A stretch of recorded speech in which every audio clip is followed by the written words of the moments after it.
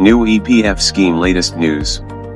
The government has notified the Employees Provident Fund Scheme 2026 and the Employees Pension Scheme 2026, replacing the older frameworks and bringing them under the Code on Social Security 2020. EPF and EPS in India. The Employees Provident Fund, EPF, is one of India's most important social security and retirement savings mechanisms for organised sector workers. It is managed by the Employees Provident Fund Organisation, EPFO, under the Ministry of Labour and Employment. Under the EPF system, employees contribute a fixed share of their wages every month. Employers make a matching contribution. The savings earn annual interest declared by EPFO. Workers can make partial withdrawals for specified purposes and receive the accumulated amount at retirement or exit. Alongside EPF operates the Employees Pension Scheme, EPS, which provides monthly pension benefits after retirement, subject to service conditions.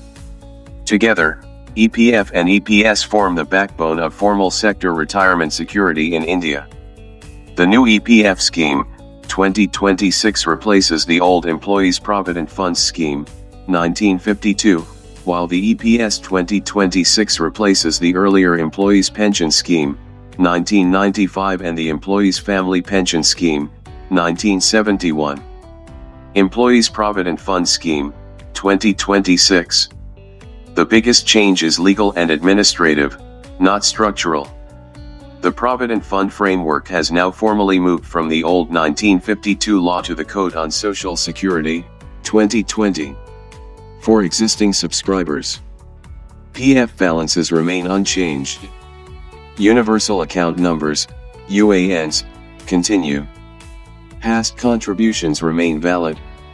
Existing benefits continue without interruption. Greater digitalization. One of the major shifts under the 2026 scheme is the formal recognition of the digital systems that EPFO has gradually built over time. These include online filing of employer returns, electronic maintenance of records, digital member accounts, online claim processing, electronic annual statements, digital inspections. This means PF administration will increasingly rely on digital compliance and online service delivery. New withdrawal structure incorporated.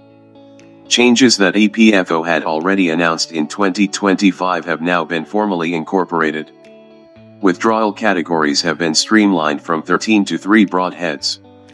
Essential needs such as illness, education, and marriage. Housing needs. Special circumstances. Under the new scheme, for illness of self or family members, members can withdraw up to 100% of eligible member balance after 12 months of membership.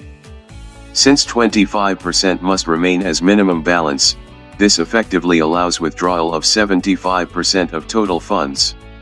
The full amount can be withdrawn after 1 year of unemployment.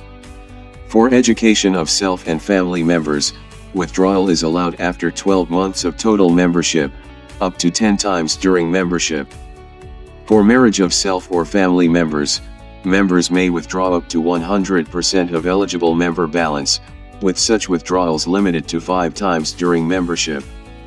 For housing purposes, purchase, construction, repayment of home loan, or renovation, members can withdraw up to 75% of total funds after 12 months of membership, with withdrawals limited to 5 times.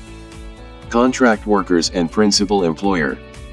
For the first time, the scheme explicitly introduces the concept of the principal employer for contract workers. Where workers are employed through contractors who are not independently registered, the employer must initially pay both. The employer's contribution. The employee's contribution, along with applicable administrative charges, within 15 days of the close of every month. Even where a contractor makes the PF payment, the ultimate responsibility remains with the principal employer. Flexibility in voluntary contributions. The new scheme expressly provides that employees may contribute on wages above the statutory wage ceiling, Contribute at a rate higher than 12% through Voluntary Provident Fund, BPF. Employers may also choose to make matching contributions. These additional voluntary contributions may later be reduced or discontinued, providing more flexibility to employees and employers. What remains unchanged in EPF? For most subscribers, the core features remain the same. Employee contribution remains 12% of wages. Employer contribution remains equal. Certain notified establishments may continue with 10% contribution. Interest rate framework remains unchanged. Tax treatment remains unchanged. Nomination rules remain unchanged. Transfer of PF balance remains unchanged. So, the new scheme does not alter the basic retirement savings structure for salaried employees. Employees Pension Scheme, 2026. The new EPS 2026 has also been notified under the Social Security Code. What stays the same? The pension calculation formula remains unchanged. Monthly pension equals pensionable salary times pensionable service/70. Pensionable salary will continue to be based on the average monthly salary of the last 60 months. Employer contribution to EPS remains 8.33% of wages, subject to the wage ceiling. Government contribution remains 1.16% of wages, subject to the wage ceiling. The minimum pension remains 1,000 rupees per month, subject to existing conditions. Eligibility rules also remain unchanged. At least 10 years of eligible service is required for a pension. Early pension can be taken from the age 50.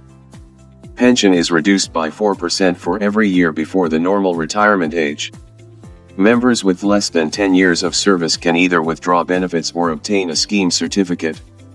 Faster pension claim settlement. A notable operational reform is the introduction of a timeline for pension claim settlement. EPFO must now either settle a complete pension claim within 20 days, or inform the applicant about deficiencies within the same period. If a complete claim is delayed without a valid reason, 12% annual interest will be payable on the benefit amount, and it will be recovered from the salary of the responsible EPFO official. Higher pension provision incorporated. For employees who opted for a higher pension following the Supreme Court ruling, the additional contribution provisions have now been formally incorporated into the scheme. Overall significance. The EPF Scheme 2026 and EPS 2026 are best understood as part of a broader administrative modernization exercise under the Code on Social Security, 2020. The key changes are: shift to the new labor code framework, greater digital compliance, clearer rules for contract labor and exempted trusts, more structured withdrawal categories, faster pension settlement timelines, better compliance and accountability. At the same time, the basic savings and pension architecture remains largely intact, which means there is no immediate disruption for subscribers.